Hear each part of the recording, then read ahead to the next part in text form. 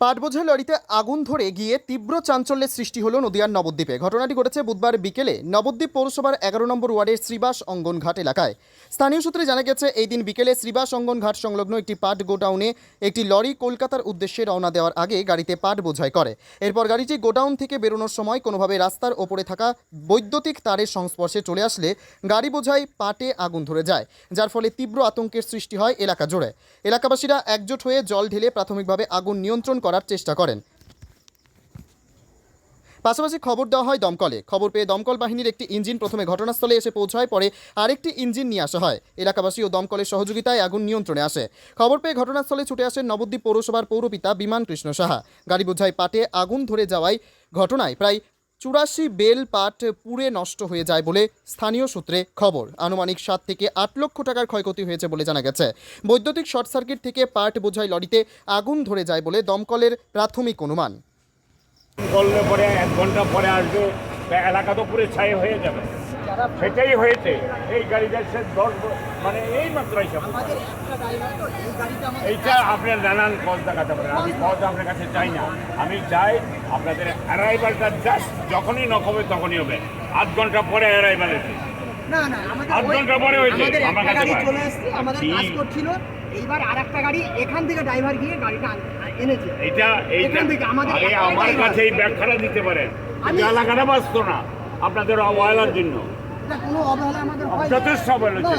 আমি অনেকখানি দেখেছি আপনারা। এই গাড়িও তো আনলেন কতক্ষণ পরে? আমি এসে আসার পর থেকে প্রথম থেকে আপনাকে বললাম যে আমাদের একটা ড্রাইভার আমাকে বলতে হবে, আমি গাড়ি এখানে বলছি তো একটা লোক নিয়ে গিয়েছে, তো সেটাই হয়েছে। সেটাই তো হয়েছে। আপনার এই জায়গাতে এসে পৌঁছল অনেক পাটটা লেগে গেছে। কাকা কি হয়েছিল এখানে, কি দেখেছিলেন? আরে গাড়িতে লোড হচ্ছিল, যখন আমি দেখেছি গাড়ি যখন যাচ্ছে তারটা ছিঁড়ে গেছে, ওই কারের থেকে পাটে আগুন লেগে গেছে।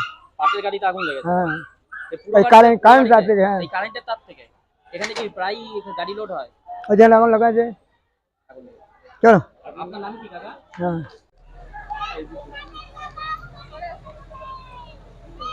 আপনি কি দেখলেন, কখন কি হয়েছে?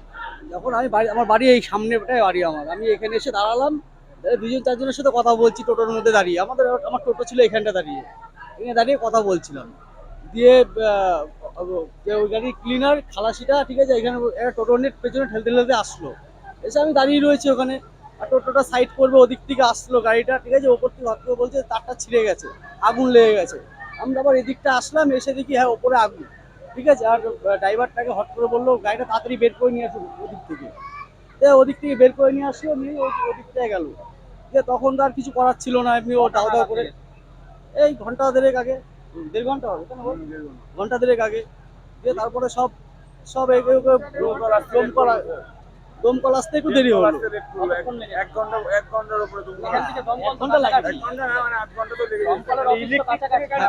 কিন্তু লেট করে এসেছি। এসে একটা টাইম লাগেনি, আসতে চলে এসছে, ফোন করার সাথে সাথে চলে এসছে। কেউ আহত হয়েছে? না না না না না না, ব্যাপার না। সেটা তো আমরা আমাদের ওইসব কোনো অভিজ্ঞতা নেই, এইসব সব ব্যবসাদাররা বুঝবো এটা। হ্যাঁ, প্রত্যেকদিন নিয়মিত আগে লোড হতো, ঠিক আছে। ইদানিং বছর কয়েক ধরে মানে ঠিকঠাক লোডিং হচ্ছে না, ব্যবসা বাণিজ্যের দিকে হয়তো খারাপ। এই কারণে ধরেন আমাদের গলির থেকে আগে 5টা-6টা করে, হ্যাঁ 5টা-6টা করে গাড়ি বেরোতো। মদনের গাড়ি। মালিকের নাম? মদন কি? মদন সাহা। অরুণ সাহার ছেলে না?